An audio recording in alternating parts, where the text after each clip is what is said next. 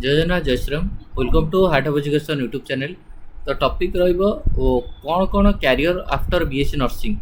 BSc nursing पर आम मानकर को लाइन रे कौन कौन कैरियर ऑप्शन अच्छी से रिगार्डिंग वीडियोटा रहिबो। तो कंप्लीटली डिस्कशन करिया गवर्नमेंट सेक्टर रे कौन कौन कैरियर ऑप्शन रहिबो, प्राइवेट सेक्टर रे कौन कौन कैरियर ऑप्शन रहिबो। तो ये सब आमर डिस्कशन डिस्कशन पॉइंट रहिबो। प्रथम कथा देखो आम डिस्कसन करिया कैरियर ऑप्शन कौन, सैलरी डिटेल्स कौन, हायर स्टडी कौन। तो फास्ट कथा हूँ top career option BSc nursing को लेकिन कौन कौन भल भल कैरियर ऑप्शन अच्छे आम पाखे। प्रथम कथा हूँ आपण देखिपारे स्टाफ नर्स हिसाब से आप गोटे भल कैरियर आपणकर आईसीयू नर्स आपणकर आप देखिथे बड़ बड़ जिते क्रिटिकल सर्जरी जिते हुए से टाइम आम पेसेंट मानक इंटेंसिव केयर यूनिट गोटे हाईली स्पेशलाइज हॉस्पिटल डिपार्टमेंट आम रखे जोटा हूँ क्रिटिकल सीवियर इंजोर्ड पेसेंट मान। तो आईसीयू भितर माने नर्स मानकर ड्यूटी बहुत माने अधिका थाए। आईसीयू नर्स मानकर सैलरी भी बहुत अधिका थाए। आम जब कह प्राय आपणकर एवरेज 25-30 हज़ार पर मंथ भी आपणकर स्टार्टिंग सैलरी हो जाए। बहुत एक्सपीरियंस है से डिपेंड कर हॉस्पिटल डिपेंड करे और एक्सपीरियंस उपर भी डिपेंड कर आपोलो हो कि बड़ बड़ हॉस्पिटल मानक डिपेंड करें। बट नॉर्मल हॉस्पिटल भी आपको 25-30 हज़ार भाई सैलरी आपणकर आईसीयू नर्स हिसाब से आपण मैंने इनकम करें। बुझला जो स्टाफ नर्स कथा आम कहले आप देखुथे स्टाफ नर्स मानकर भी जेनराली हूँ कौन स्टाफ नर्स कहले कौन ना से भी जेनराली माने काम रोचे कौन ना विभिन्न प्रकार आईवी कैनुलेसन हो जोटा कि आमर विभिन्न प्रकार मेडिकेशन रे पेसेंट मानक हेल्प करवा हो, विभिन्न प्रकार भाइटाल ऑर्गन मॉनिटरिंग रे हो, पेसेंटर केयर करे मोस्ट इंपोर्टेंट रोल प्ले थाए। बहुत माने भल माने जेनराली मानकर जदि आम कहीपर तो सैलरी भी भल थाए। स्टाफ नर्स हिसाब से आपड़ जो मानकर बीएससी नर्सिंग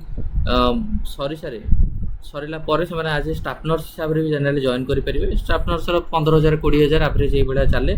बट डिपेंड करे 10,000 ରୁ 35,000 पर मंथ भी पिला इनकम करेंगे। डिपेंड करे हॉस्पिटल टू हॉस्पिटल एटा भ्यारी कर बुझेगा। तापर नेक्स्ट आम जदि आम कहवा OT nurse operation theatre nurse. तो ऑपरेशन रे जिते कौन गोटे ऑपरेशन सर्जरी चलता है से टाइम आपने देखिथे विभिन्न प्रकार डॉक्टर जो सर्जरी करता आसिस्ट करती हूँ विभिन्न प्रकार ऑपरेशन थिएटर नर्स। तो सैलरी भी जब कह प्राय आपंकर 25-30 हज़ार 40 हज़ार सैलरी भी आपंकर हो पाए। विभिन्न प्राइवेट हॉस्पिटल मानक भी ओटी नर्स रोच, गवर्नमेंट भी ओटी नर्स रोच। से मेन हूँ इंपोर्टाट रोल हूँ केवल जिते आमर ओटी भितर जो जहाँ परफॉर्मेंस चले से टाइम डॉक्टर मानक हेल्प करते। तो एंट्री लेवल में भी आपंकर सैलरी कम हो पाए। बट आप सीनियर हो पारे हायर एक्सपीरियंस हो पारे से आपंकर 50,000-60,000 पर मंथ भी आपंकर हो पाए। बुझेगा। जेनराली काम आप जानते विभिन्न प्रकार हूँ सर्जरी कार्डियक सर्जरी हो कि डिफरेंट सर्जरी हो से आपंकर रोल रही। हूँ आपंकर कम्युनिटी हेल्थ ऑफिसर जोटा कि आम CHO बोली कहे कम्युनिटी हेल्थ ऑफिसर। तो CHO सैलरी जब आम कह CHO सैलरी भी आपंकर 40,000 भाया भी इनकम हो जाए ओडिशा रे। मोस्टली हूँ कम्युनिटी हेल्थ ऑफिसर तो 30,000-40,000 डिपेंड करे। सब कहूँ हॉस्पिटल अनुसार ये डिपेंड करे। जोटा NHM national health mission Odisha तो सी जेनराली अपॉइंटमेंट करती माने फिक्स तो धरिकी चलते 25,000 टका तो कमन रंट्राक्चुअल मोस्टली कॉन्ट्राक्चुअल रोचे। लॉन्ग टर्म पर यहाँ रेगुलर भी हो जाए। तो डिपेंड करे या बट ये भी आप गोटे कैरियर ऑप्शन हिसाब रही पार। मिलिटारी नर्स आपण मैंने देखिथे विभिन्न प्रकार जो आमर इंडिया गवर्नमेंट तरफ मिलिटारी सर्विस जो अच्छी मिलिटारी नर्स हिसाब से आप रही पारे। मिलिटारी बहुत पैसा थाए से पर मंथ आपंकर 1 लाख भाया भी आप इनकम करेंगे।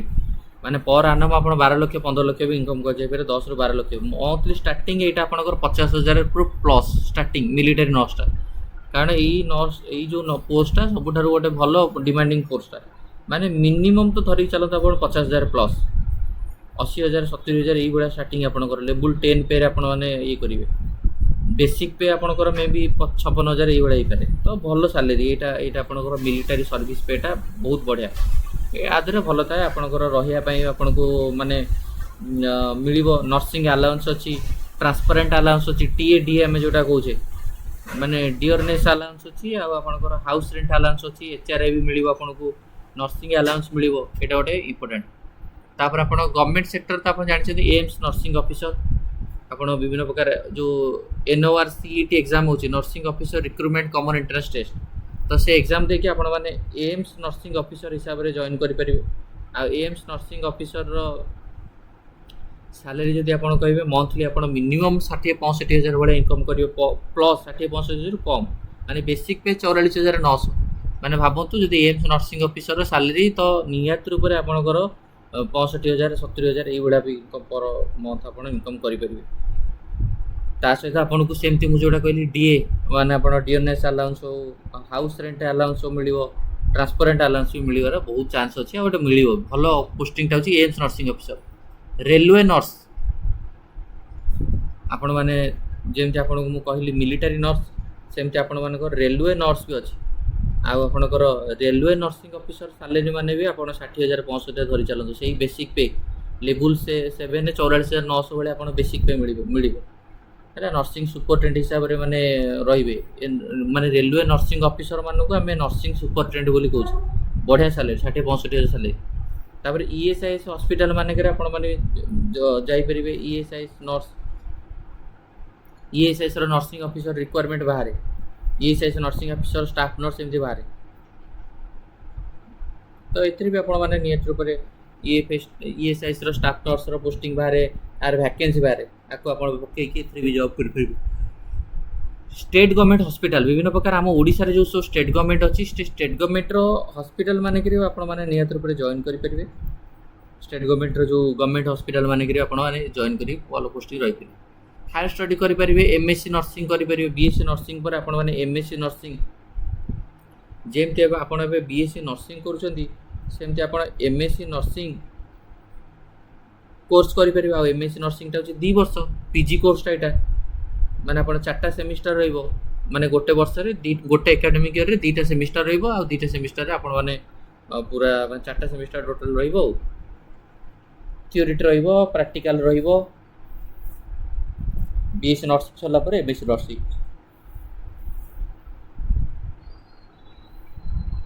MBA हॉस्पिटल मैनेजमेंट देखिए हॉस्पिटल मानक मैनेजमेंट रोचंदी MBA hospital management BSc nursing graduation कला परे आपण MBA हॉस्पिटल मैनेजमेंट ये गोटे बढ़िया कोर्स माने यही कोर्स आप करेंगे ये माने कौन ना आप मोस्टली यहाँ विषय गोटे पोस्ट ग्रेजुएट कोर्स माने हायर स्टडी कोर्स MBA हूँ जमी ग्रेजुएशन पिला MBA MCA कर MBA in health care management बा जो हॉस्पिटल मैनेजमेंट करेंगे 2 वर्ष प्रोग्राम जो आप हॉस्पिटल को मैनेज करेंगे केमी ऑपरेशन ये गोटा केमी ऑप्टिमाइज हो पार फाइनेंशियल कंडीशन केमी कौन हॉस्पिटल मैनेज हो पार माने एडमिनिस्ट्रेटिव हॉस्पिटल गोटे एडमिनिस्ट्रेटिव लाइन में आप डिपेंड करे भल भल इंस्टीट्यूट रही पर आनम 1 लाख भी इनकम करें माने 60-70 हज़ार लक्षे टका भी पर मंथ आप इनकम करें आउे हूँ आपंकर रहा हूँ MPH हूँ मास्टर ऑफ पब्लिक हेल्थ मान जोटा कि आप सी हॉस्पिटल एडमिनिस्ट्रेटिव लाइन में रे तो से जहाँ प्राय MBA जहाँ टिके MBA ठार डिफर करे किंतु से रिलेटेड कोर्स यहाँ पोस्ट ग्रेजुएट कोर्स या भी आप करेंगे तापर आपणकर NCLIX प्रिपेरेसन यहाँ आप बहुत पिला या रिलेटेड निहत रूप से आवेर नथिबे NCLIX तो यार जदि आम कह NCLIX ये हूँ आपणकर नेशनल काउंसिल दैट इज हूँ लाइसेंसर एग्जामिनेशन ये भी हूँ आपणकर गोटे एमती जोटा कि आप नर्सिंग पास आउट हो गला माने वर्ल्ड वाइड रे आपणकर गोटे एग्जाम हुए जो आप माने एग्जाम देकरी आपण माने विभिन्न प्रकार जगह विभिन्न प्रकार आउट ऑफ इंडिया रे भी आपण माने ये एग्जाम देकी NCLIX एग्जाम देकरी टेस्ट देकरी लाइसेंस पाई जिवे आपण यूनाइटेड स्टेट कनाडा ऑस्ट्रेलिया ये सब जगह आपण माने जाकरी आपण लाइसेंस मिल जिवो बुझियाला भल भल माने ये जगह आपण जाकि माने जॉब करि परिबे तापर नेक्स्ट दिबा आपण मैंने इंडिया भी जॉब करेंगे, out of state out of India job करेंगे। इंडिया आप 25 ରୁ 80,000 भाया विभिन्न प्रकार पोस्ट अनुसार आपको मुझे कहली। यूके भी आप 2 lakh 3 lakh per month income करेंगे आउट ऑफ स्टेट जाऊँ। कानाडा हेरिका आप 3 ରୁ 4 लाख पर मंथ इनकम करेंगे जब से जगह रही बुझीगला। तो आप गवर्नमेंट जॉब करेंगे, अब्रोड रे नर्सिंग करेंगे, क्रिटिकल केयर यूनिट हेरिका रहीपर, टीचिंग या मैनेजमेंट करेंगे। जदि आप कौन लाइन में जॉब करने की इच्छा नहीं ताला आप बीएससी नर्सिंग पिला मानू पढ़ाई पारे बुझीगला। तो एबे तो बहुत सारा ट्यूटर भी बाहर बीएससी नर्सिंग रो एंड भल एनो पैसा इनकम कर बुझीगला।